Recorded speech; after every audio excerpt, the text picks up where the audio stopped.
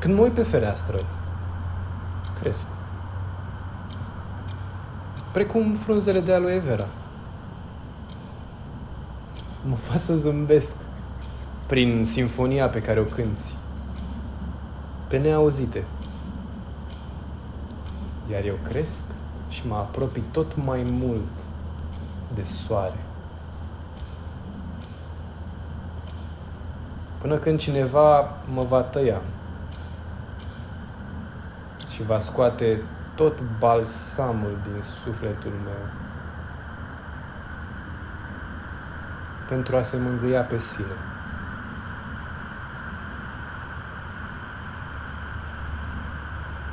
Am în sufragerie o orhidee care, atunci când mă uit la ea, scoate vreo 3 boboci și place să-i vorbesc, să-i spun că e frumoasă, iese să se joace veselă, nealterată de lumea unde doare, atunci când încerci să dăruiești un gând. Pustiu și gol. Așa este înăuntru, așa este afară. Cum am ajuns aici?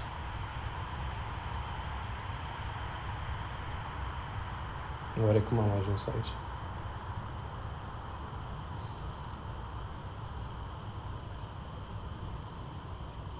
Cred că pentru a înțelege ar fi bine să dăm timpul înapoi.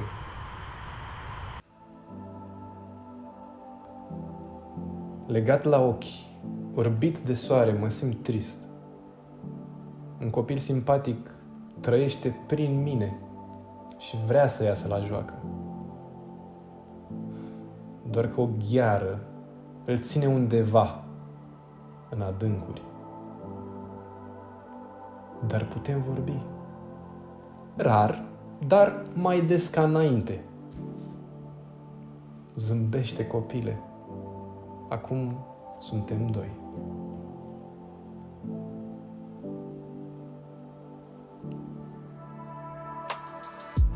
Merg prin nori și uneori mai cad, dar mă ridic ca tras de aer și mă învârt, fac piruete, iar zâmbetul nu mă părăsește.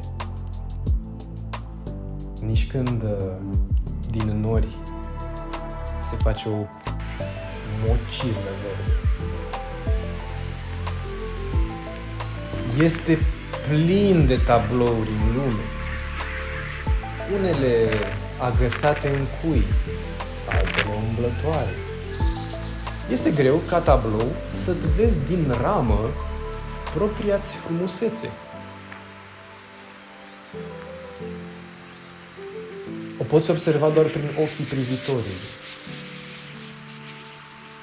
Haideți să ne lăsăm mai mult. Cei care ne știm pictați în ochii celuilalt. Să notăm prin infinita clipă.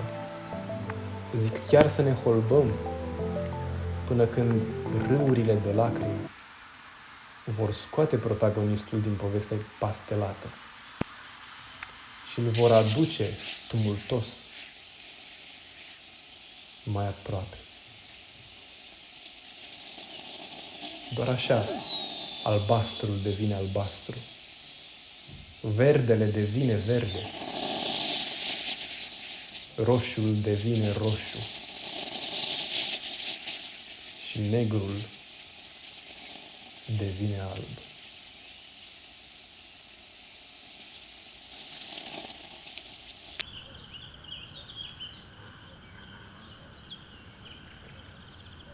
A intrat în viața mea precum o briză de la malul mării.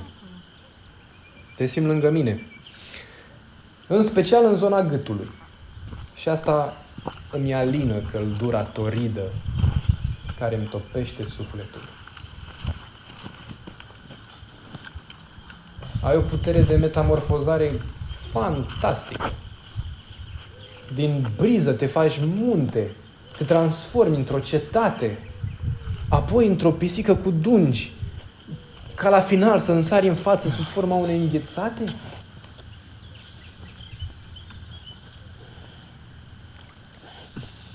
Și cum tu poți fi orice am eu nevoie. Parcă nu mai vreau să aud de nimic altceva decât de tine.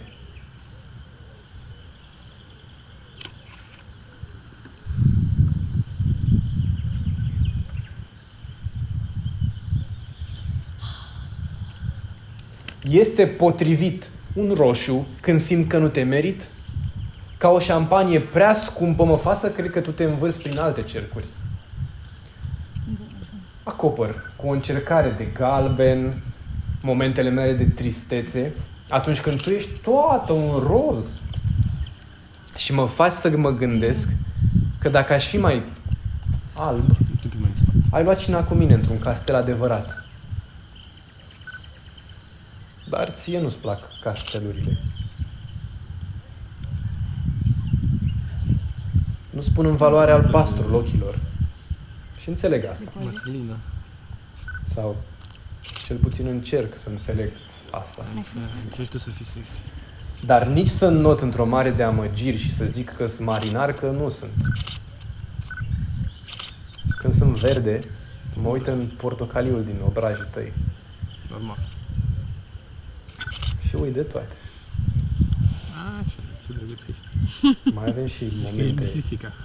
violet, dar astea sunt cu totul altceva.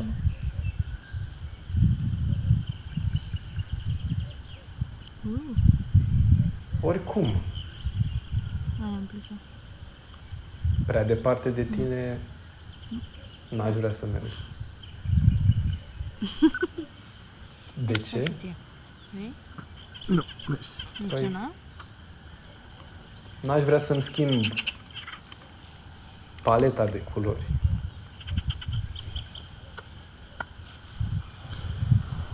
Așa.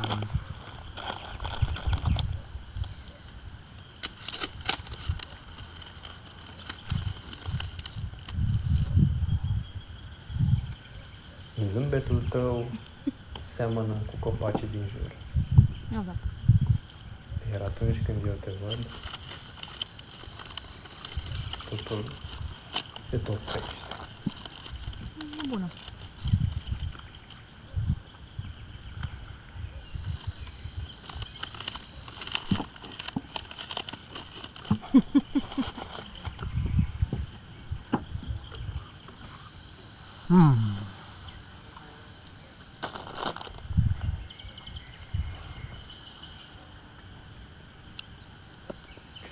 Când pictez în propria mea realitate, folosesc multe tușe de absurd. Spre exemplu, când sunt întrebat unde mă văd peste 10 ani, eu spun pe un lac. Când mă voi așeza la casa mea? Eu răspund când îmi va permite visul. Când sunt întrebat de planuri de nuntă și alai, încep să vorbesc de păsări. De ce nu face aia și aia cum face cu tare și cu tare? Pentru că sufletul meu a călătorit prea mult azi noapte. Cu cât cărămida de concret este mai groasă, cu atât mantia mea abstractă este mai subțire. Și tot desenând și desenând, cu pisici și case vechi, abandonate, urmele realității încep să dispară, făcând loc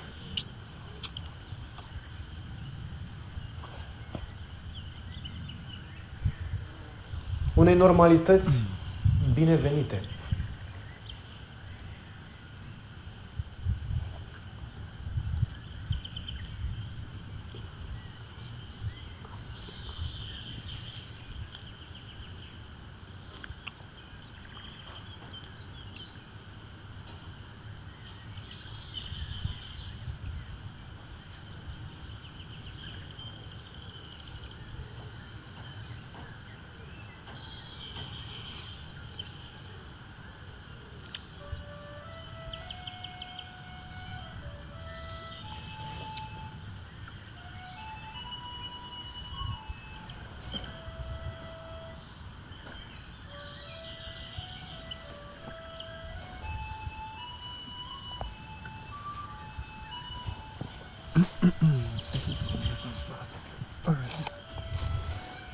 Da,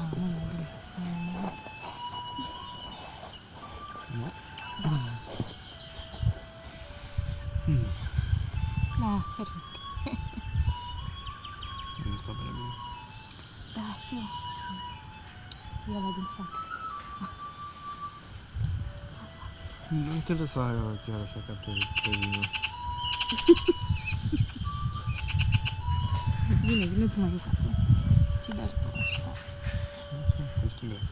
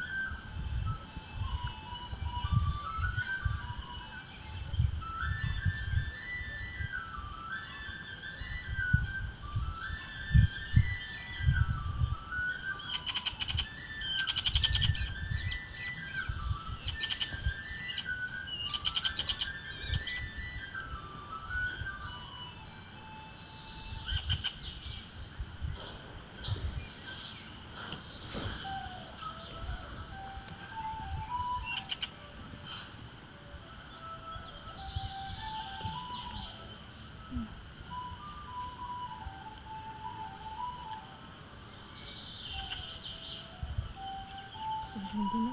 Usucat? Dar nu stai așa. Aici. Nu stai bine.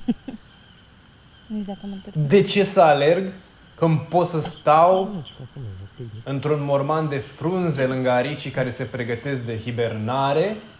Hai mă niște corne în gură, vrei? De ce să mă arunc când pot să stau strâns lipit de a treia coardă de la violoncel? E spălată? De ce să tresar când pot fi solid și nemișcat, precum marmura unui sculptor? De ce să fiu cum mi se spune să fiu când eu Eugen. sunt deja? Eusebiu. Ce frumos se vede în zare. Este beznă peste această iarnă, care a venit în valuri și a lăsat copacii fără frunze Uite-te la copacul ăla. și oamenii fără căldură, Vezi? ca un torent de noroi. Viitorul se împrăștie, Au ceva pe el. iar tu trebuie să ieși pe partea cealaltă, pentru că așa ți s-a spus. N-ai văzut bine.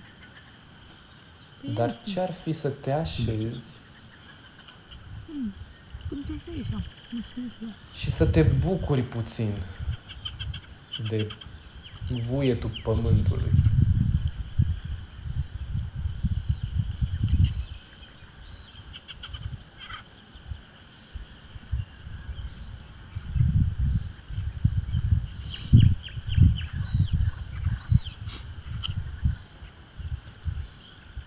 Vreau să fiu o mare de liniște și să mă scufund în infinit.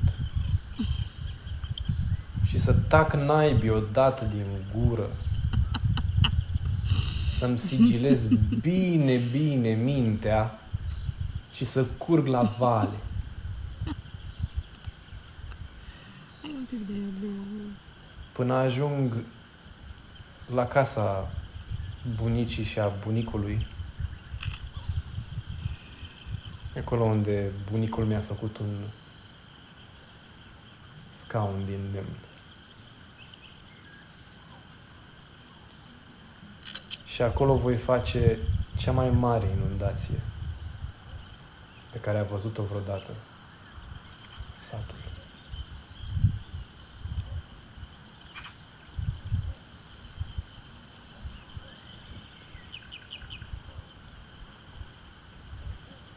Dacă aș fi toate lucrurile care mă alcătuiesc, aș fi o balenă și o femeie frumoasă cu cap de struț. Aș fi un martor al unei morți premature, un țipăt strigat în vis. Aș fi o prăjitură cu glazură de jocuri din copilărie, 3 balerini care speră să ajungă pictori, un citat găsit de un nepot pe spatele pozei cu bunica lui. Aș fi legătura dintre 2 doruri și un munte cu aspect de mare. Aș fi tot ce curge lin la vale și nu este oprit de vreo buturugă. Ce ciudat că, deși am toate aceste lucruri prin mine, când îmi deschid ochii văd doar 2 mâini și un nas. Nu o să-mi fie frică. Știți de ce? Pentru că toți venim și plecăm din lumea asta.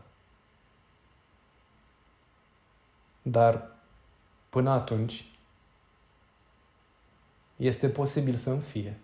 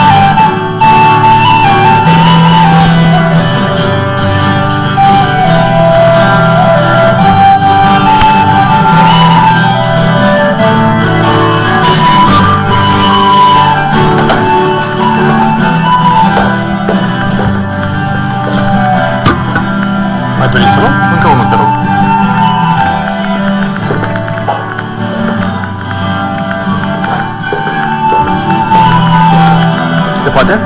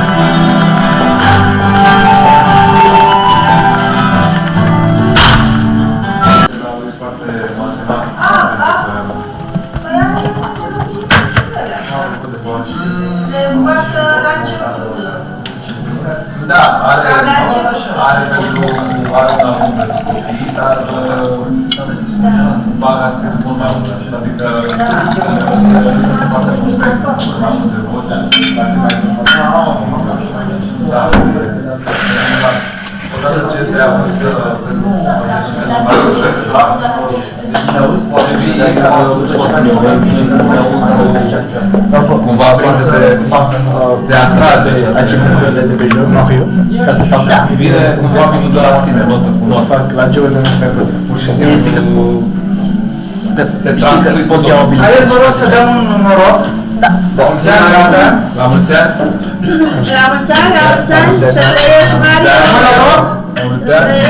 La mulți ani, Mario!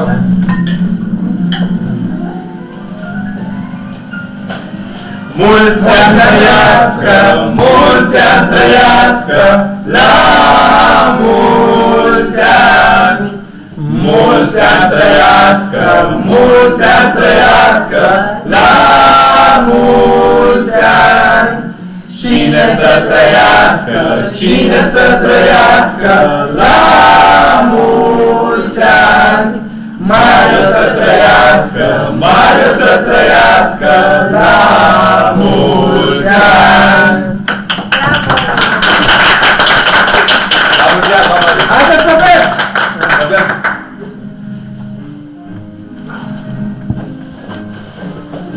Luați loc, vă rog!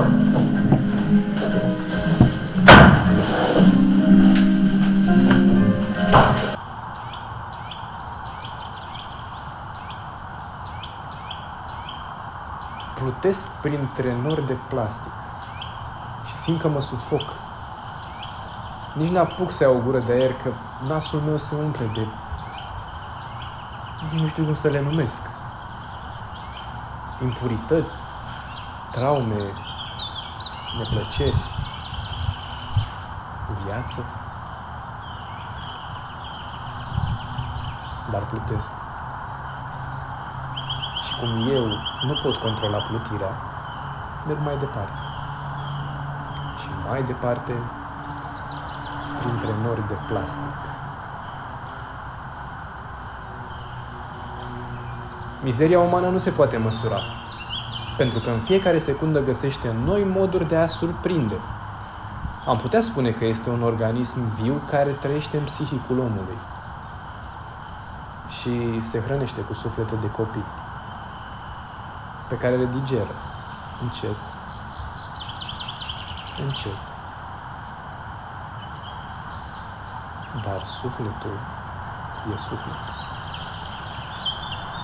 Și la un moment dat va ieși la lumină, prin rușine și durere, dar va ajunge într-un punct în care singura soluție este să facă curat. Iar acum, la final, voi arunca de pe mine hainele groase care mi-apasă sufletul, iar în locul lor voi pune o dragoste simplă.